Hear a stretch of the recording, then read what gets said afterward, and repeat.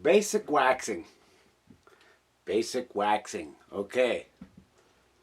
This ski has been gone over the base edges to make sure they're smooth. They were a little burred up. Actually, I did all the edges and retune them with diamond stone. But before you wax your skis, you want to make sure you don't have burrs on your base edges. You want to make sure you don't have a high edge either. So anyway, this ski is not perfect flat, but it has a good or decent amount of base bevel, an angle that goes this way and an angle that goes that way. So this way the iron won't be running along that steel edge too much. It will basically be running on the base, and that's what we want. The skis have been brushed out thoroughly. They've been scraped. The snow's been pretty clean lately. Pollen hasn't started falling yet. Not too much pollutants. So we just clean the ski with steel and brass brush real well in preparation for this waxing. So this is a Toco T8 iron. A lot of you guys use these or have seen these. And the readout here shows in Celsius and not in Fahrenheit. So it can be kind of hard to see, and I don't know if you see this. I'll try to look at this little screen, but I got her set. Nah, it's pretty, I don't know. Anyway, she's set like at the lowest, almost the lowest dot that you see, you know. And so what it's telling me is that's supposed to be about 90. Looks like it says 90 Celsius. Yeah, 90 Celsius. So I like to check my irons just to confirm with a gauge like this, okay? Which is a digital probe thermometer.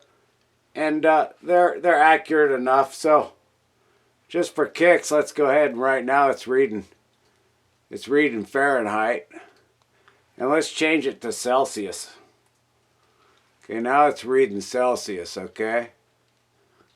Okay, let's see here. Okay, so now she's reading Celsius. And the iron is telling me that it should be... Man, it's hard to read. That print is so small. Again, look to me like 90. Yeah, 90. And then the next one's 100 and then 110. So it's saying it shouldn't be over. Actually, it's a skosh. The iron says it's a skosh under 90 Celsius. So what I do is I take the temperature probe. I can't see the way the screen. And then I take this probe and I'll start holding it along the base of the iron. And we'll run it back and forth for a while. And we'll run it down these different grooves. Or, you know, anyway, we'll maintain contact on the iron and we'll move it around a little bit here and there just to make sure that we're on a hot spot. Okay. She's already jumped up to over 100 Celsius, 103, 104, 105 Celsius, 106. And the iron will cycle. So it will, you know, get a little hotter, then it'll cool off a skoshi, and then she'll get hotter again. But it is really important to know what it's running at. Now you can get one of those really fancy irons that has a digital gauge on the iron. Never owned one, not sure how accurate they are either. They may be as accurate as this, or, you know, may be really nice. Way to tell where the iron is truly running. So it said in Celsius that the iron was set just slightly under 90 degrees Celsius. And it seems to be leveling off around 116 degrees Celsius. So 116 degrees Celsius seems to me is a lot more than 90. Okay? So there it is. Yeah, she's leveling in right around 115 Celsius. So again, the iron says that it should be just below, skosh below 90 Celsius, and it is not. It is much, much hotter than 90 Celsius. And again, it's cooling back a little bit now, but it's going to come back up again. And I mean, I don't want to waste a ton of your time, but it came all the way up to 115, it seemed to me, is what it was saying on the Celsius meter.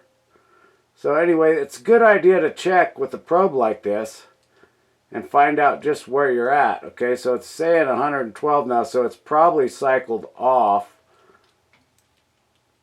Well, the green light's on, so I'm assuming it's still cycled on.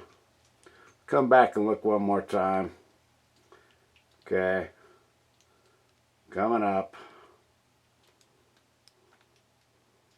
105, 106, 107, 108.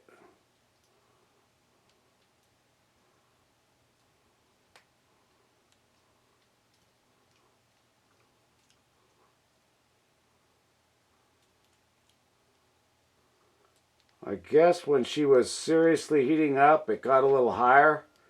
And then as it cycled back, it did eventually, seems to have come down a little bit, because I didn't start the iron. I just barely started it when I started this video. So let's see where she settles in. Oh, 105, 106. Boy, this is getting boring, huh?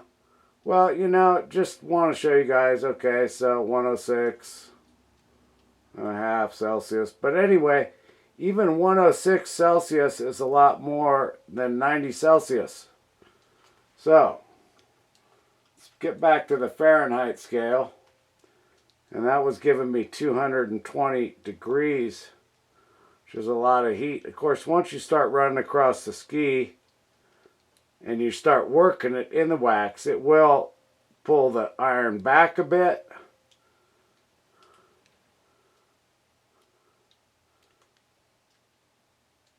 Okay, so now we're going up to 214. Okay, I generally don't like to run my iron over about 200 degrees, but 180 is what I like to see people start with to get the hang of waxing anyway. And this is fine. So I could turn it back a little bit, but 212, 212, 211, 9. Okay, so we're right around 210, maybe let's say 211. Okay, that's fine. So that's what I'm going to use for the pink wax. Okay. So enough of all the temperature stuff. Now once you figure that out, where your iron is, and if you don't keep trying to make it hotter, you just kind of leave your dial where it is there. But every once in a while, not a bad idea to check. So in this case, we're going to use some Dominator wax. Well, that's all I ever use. It's the hydrocarbon, HX88 pink hydrocarbon. Snow temps of 32 to 20 degrees. There's no graphite in this. But one reason I'm using this is because it really is a great wax for saturation. Now, it may not be as great as the base Renew, but this is what we're going to use anyway right now. It's basic waxing, okay? So we're not going to drip the wax. We're going to touch it and rub it. This ski has been prepared by me prior. So she's still got wax in the base, and what actually kind of surprised me, the guy told me he skied it like 15 days. And I had prepared it in the hot box with base Renew, and then worked my way. I think I did a cycle of pink, and then I might have finished it with graphite zoom or something like that. But you know, I mean, I didn't do anything more special than that. And like I said, the guy skied them like 15 days, he told me, at least.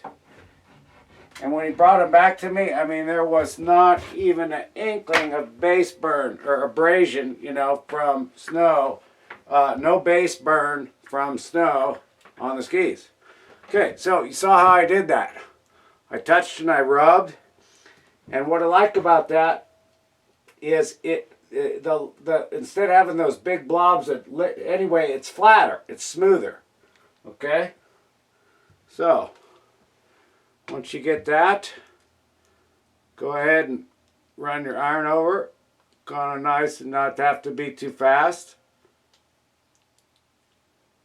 And kind of spread that wax out a bit. And you can do it like this, like you see me doing it right now, just making the single pass. And once this pass is done, a lot of folks would just be done right there. Or they might like make another pass. Now, pretty much can guarantee you now that I'm contacting this ski that's cold, that this iron's probably come back to not over 200 now. But you know, we're not going to pull it off and like look at all that again, you know. Anyway, we saw about where it was, about 212 or whatever it was. So we're just going to let the ski warm up slowly. Okay? And right now this pass for me is just to kind of spread that wax around once, just to get it spread on the ski. So there we go. She's spread. Except up here at the very tip. So what I like to do a lot of times is go ahead and push the wax back the other direction. Kind of get a little bit more of a wave of wax going. Get it worked around. Now the tip of this ski has just a scotia concavity to it. Not much, but if it was more, I'd use the heel or the tip of the iron to work into that just a little bit, to spread that around, to warm it up, okay?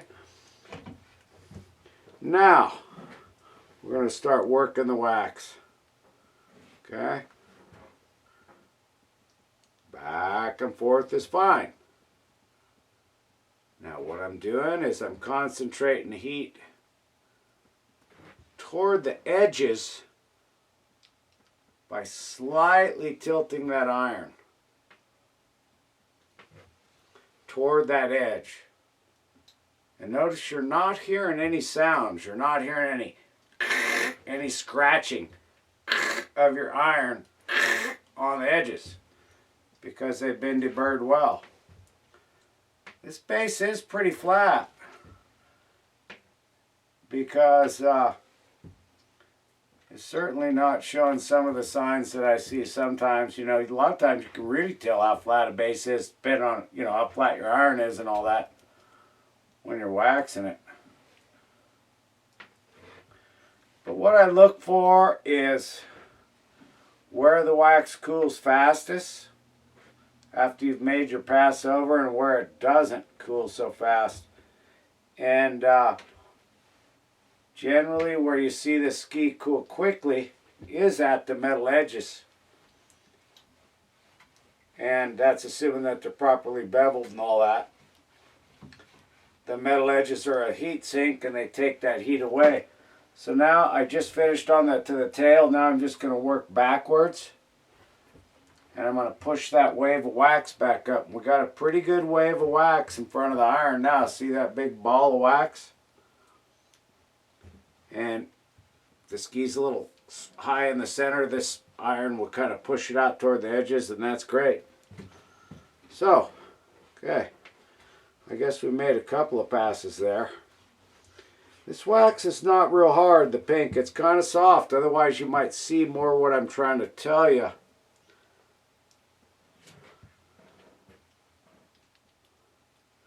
And what I was hoping I'd get out of this more is a little bit more how you see how the wax really cools on the edges, you know.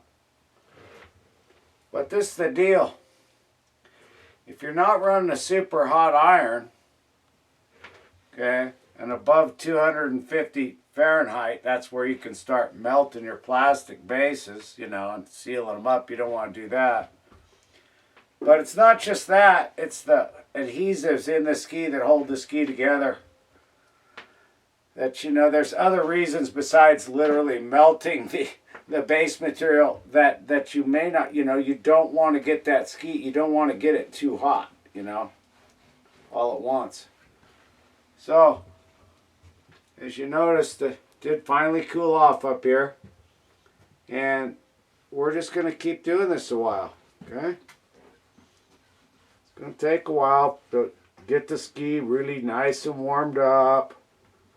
At the same time, without overheating it, due to the fact that we know our iron temperature is not that high.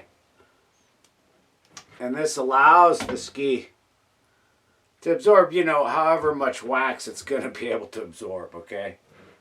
This is a sintered base. It's not like a race base, but it's a sintered base, blizzard, whatever. It's a nice ski. And Blizzard, they put pretty good bases on their skis. They don't scrimp right there. They do a pretty good base. So it's probably going to be, I don't know, at least 30%. 30% absorption or 30% amorphous. And maybe 70% crystalline. And that actually, for a consumer ski, that's pretty good. Your super high-end race bases, it's going to be about 50%. So, and not every roll of base material that they skeeve off of is going to be as good as the next one. So, some skis just, you get lucky, they're better than others. But wow, I'm kind of surprised. I'm not getting any super cooling in the edges on this ski to show you guys mostly what I see most of the time. But then again, this is a pretty soft wax. Maybe I would have been better off to show this demonstration with a harder wax. But again, taking my time, working it back and forth a bit here. Slowly. Taking my time. Taking my time.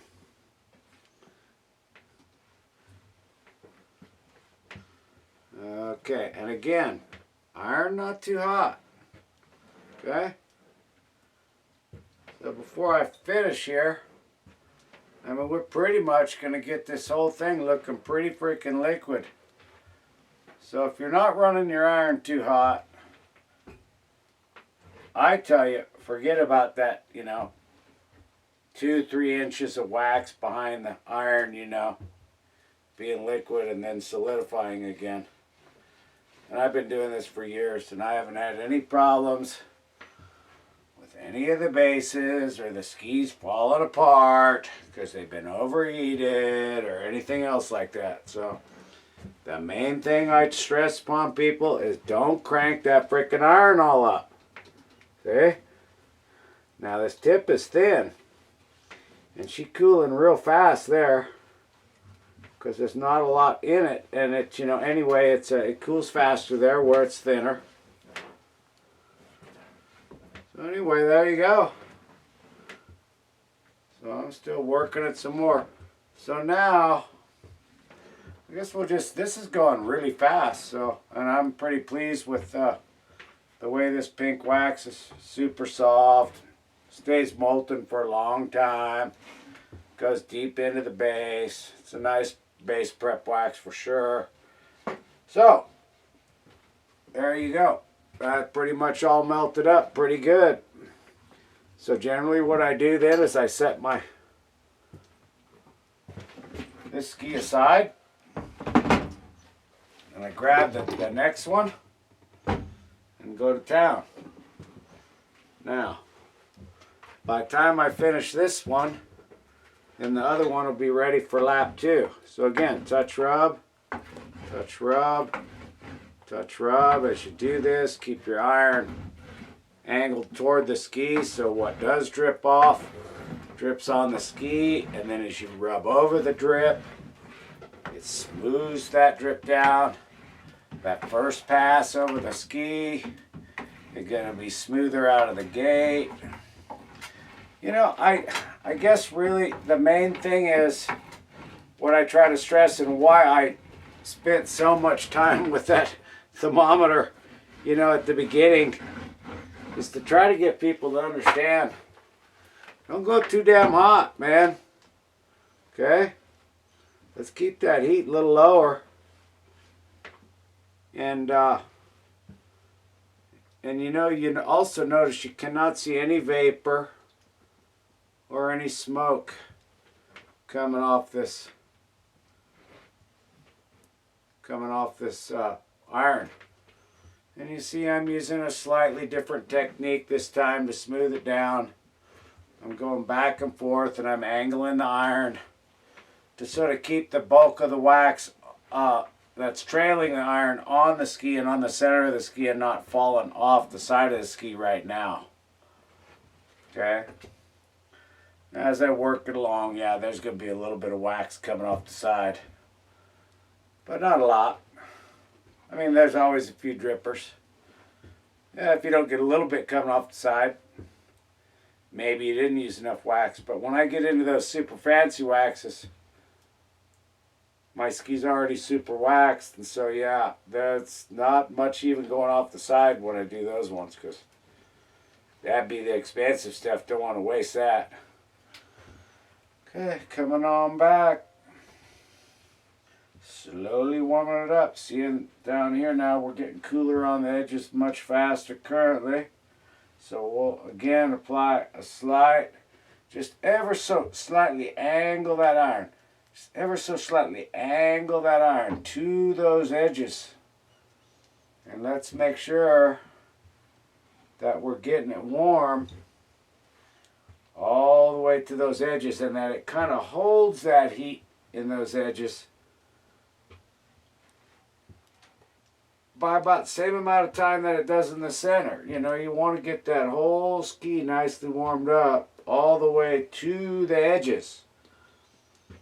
I think one of the biggest mistakes that people make when they wax their skis is they're using way too much heat and they're going way too fast and they're not ironing the whole ski down over a longer period of time to see that nice equal heat through the ski.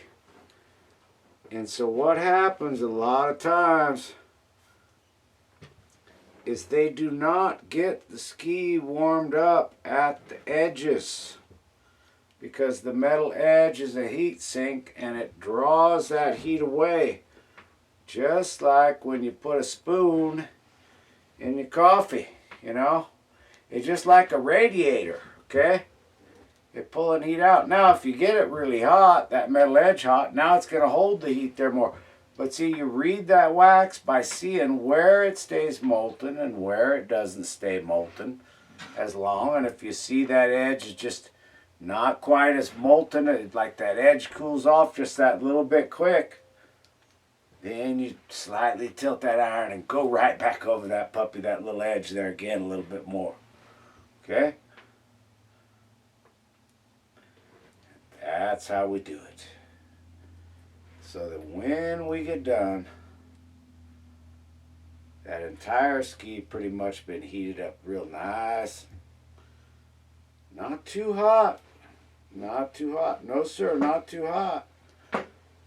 But heated up nice and even over a longer period of time. Not just like, you know, 2 passes. You know, spread the wax, 1 more pass, you know, boom, you're done, okay? Well, when you do that, watch where that ski cools initially when you're done. And you will see that 9 times out of 10 is going to be those edges. They're going to cool down super fast. And isn't it funny how that's where your ski team seems to get burnt out the fastest? And yeah, that is the part of the ski that you work the most.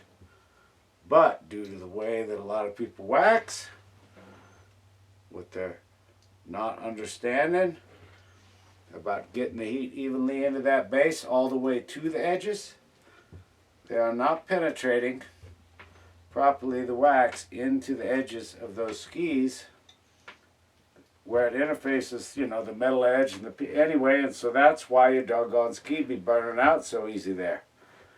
And a lot of people, they say,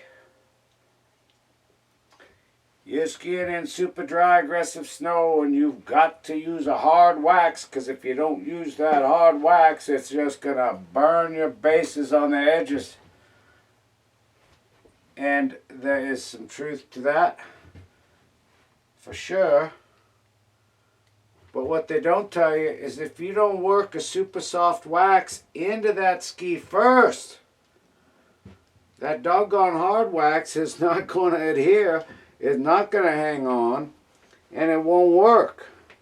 It's just going to come right on off of there, and you're going to be burning your edges again. So one of the keys to keeping away from base burn is to properly prepare that base with your super soft waxes and your soft waxes first. Because it is the soft waxes that penetrate deeply, and wax likes wax, just like water likes water. And once you get those soft waxes to penetrate deeply, and then you apply the hard wax over those, after you've thoroughly scraped and brushed, see my video scraping and brushing, after you cool the ski, then you come back and then you're going to wax it with the hard wax. And then that hard wax will adhere to the soft wax. Then you're going to have something durable there. Then you're going to have something that's going to last. Then it's going to work. Okay, so that's pretty good. Okay, so now I'm going to put the iron aside. Okay, this is the ski I already ran over. This is the ski I just ran over. I always like to do 2 laps like this. Okay, so now this ski actually, yeah, all the wax is completely cooled, but it's actually, the ski itself has already got some warmth to it because, well, we heated it all up. So it's not going to take quite as long this time. But now we're just going to do it all over again. We're going to take our time, work that wax, we're reading the wax. Where she cools quickly, we're going to hit it again with the iron real quick.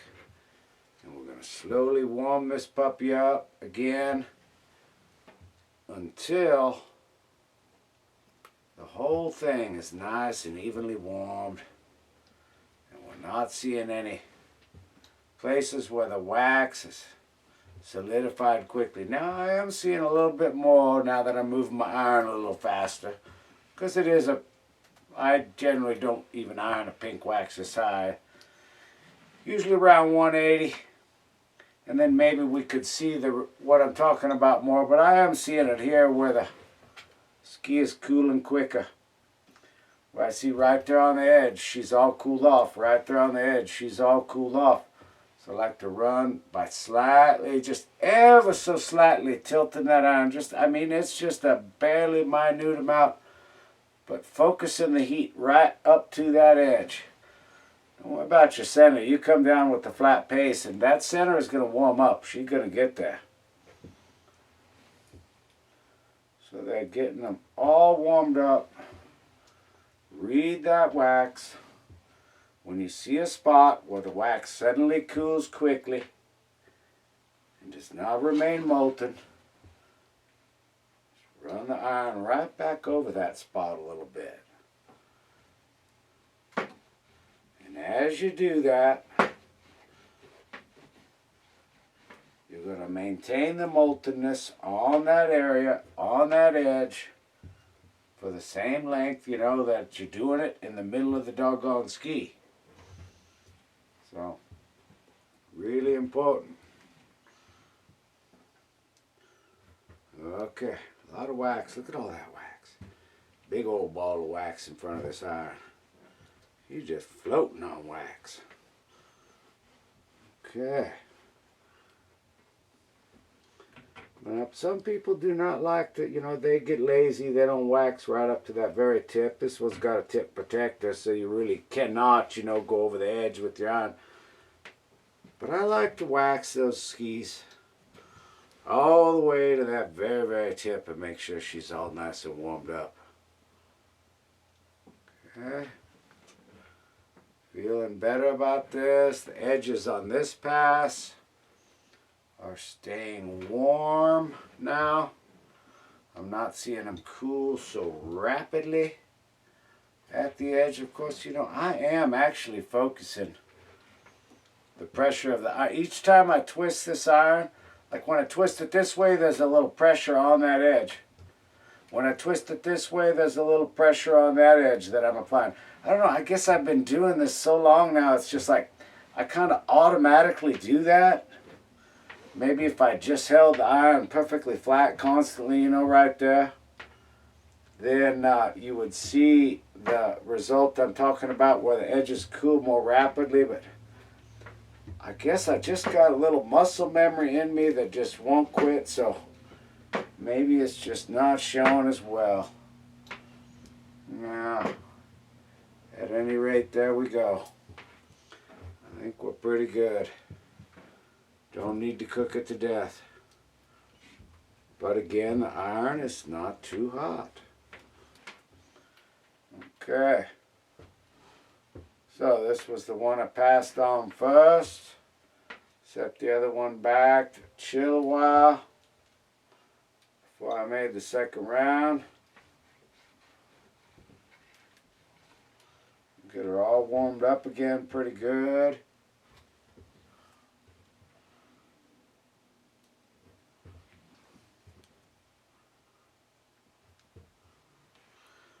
Okay. Feeling good. Feeling good. Feeling good. Okay. That should be. Okay. So this one be done now. Is what I would call it. Now this one gonna cool. She's gonna cool overnight. Now tomorrow I'll come back and scrape her and brush it. Make her ready for the guy.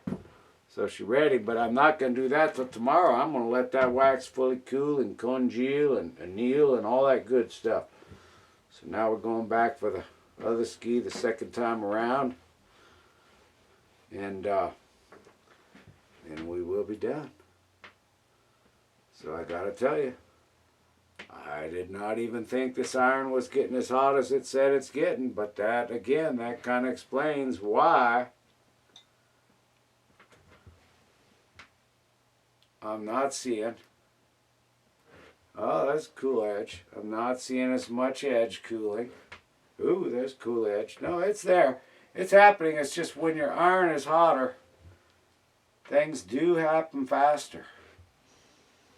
And it doesn't cool as fast. But yeah, okay, I'm definitely getting the edges cooling more rapidly. And I'm coming back and I'm applying that heat over those edges to try to get it all even. I generally kind of like to do that even, before I might even see the entire center heat. And it seems to be that as I do this and work those edges to evenly heat them, that by that time the center of the ski, it gets plenty hot.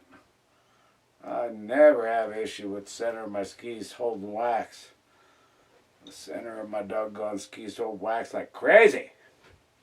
It's those edges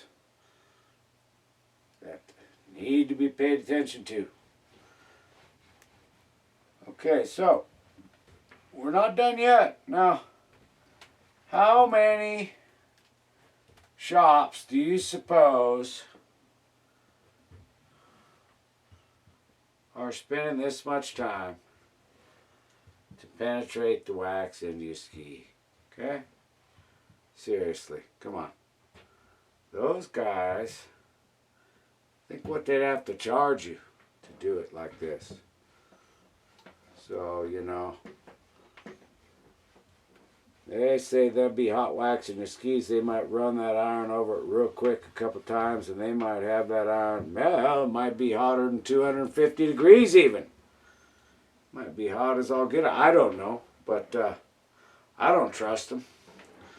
Ain't no doubt about it. I've had people bring me skis that they've had waxed at some shops. They already burnt the bases. They're getting delamination on the bases, because the bases have been so cranked up with heat that it literally caused a bubble, and that doggone base material be peeling right off the core. Okay? And again, I'm going to tell you, never had it happen. When I very first built this hot box here and was experimenting with it, one time I took a ski that I didn't care about, and I put the tip of that ski right up close to the heat source, because, you know, I wanted to test. And I put the tip of that ski up close to the heat source, and I cranked that box up, ran it to 155 degrees.